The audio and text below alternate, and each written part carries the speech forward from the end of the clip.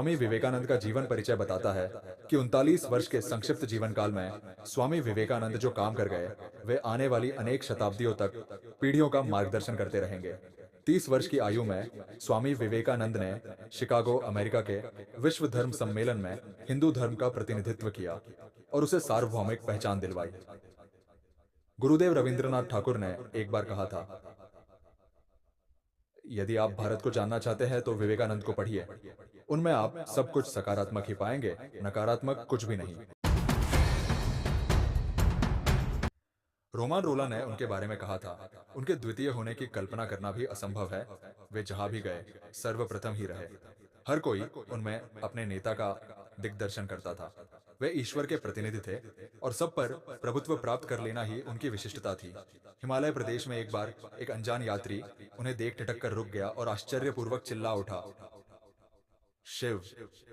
यह ऐसा हुआ मानो उस व्यक्ति के आराध्य देव ने अपना नाम उनके माथे पर लिख दिया हो। वे केवल संत ही नहीं, एक महान देशभक्त, वक्ता, विचारक, लेखक और मानव प्रेमी भी थे।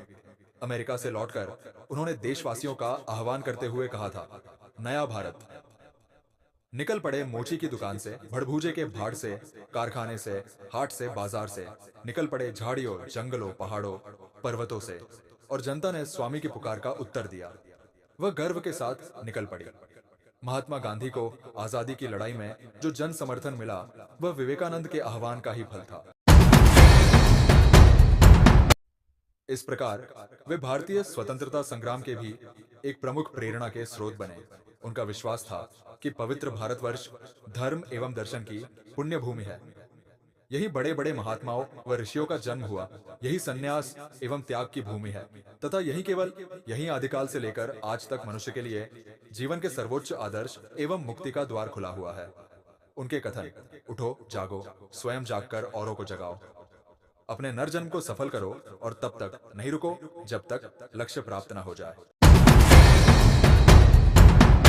19वीं सदी के आखिरी वर्षों में विवेकानंद लगभग सशस्त्र या हिंसक क्रांति के जरिए भी देश को आजाद करना चाहते थे, परंतु उन्हें जल्द ही यह विश्वास हो गया था कि परिस्थितियां उन इरादों के लिए अभी परिपक्व नहीं है। इसके बाद ही विवेकानंद ने एकला चलो की नीति का पालन करते हुए एक परिव्राजक के रूप में भारत और दुनिया को खंगाल डाला। उन्होंने कहा था कि मुझे बहुत से युवा सन्यासी चाहिए जो भारत के ग्रामों में फैलकर देशवासियों की सेवा में खप जाए। उनका यह सपना पूरा नहीं हुआ। विवेकानंद पुरोहितवाद, धार्मिक आडंबरों, कठमुल्लापन और रूढ़ियों के सख्त खिलाफ थे। उन्होंने धर्म को मनुष्य की सेवा के केंद्र में रखकर ही आध्यात्मिक चिंतन किया था। उनका हिंदू धर्म अटपटा, लिजलिजा और वायवीय नहीं था।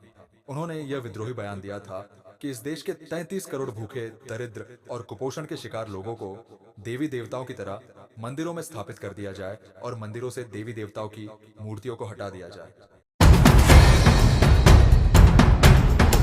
उनका यह कालजयी आह्वान 21वीं सदी के पहले दशक के अंत में एक बड़ा प्रश्नवाचक चिन्ह खड़ा करता है। उनके इस आह्वान को सुनकर पूरे पुरोहित वर्ग की खिग्गी बंध गई थी।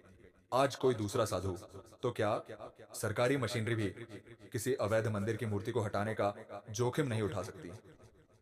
विवेकानंद के जीवन की अंतर्लय यही थी कि वे इस बात से आश्वस्त थे कि धरती की गोद में यदि ऐसा कोई देश है जिसने मनुष्य की हर तरह की बेहतरी के लिए ईमानदार कोशिशें की है, तो वह भारत ही है।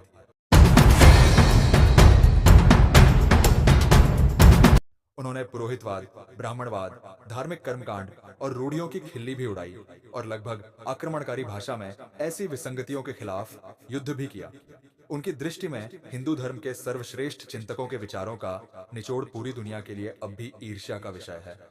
स्वामी ने संकेत दिया था कि विदेशों में भौतिक समृद्धि तो है और उसकी भारत को जरूरत भी है, लेकिन हमें याचक नहीं बनना चाहिए।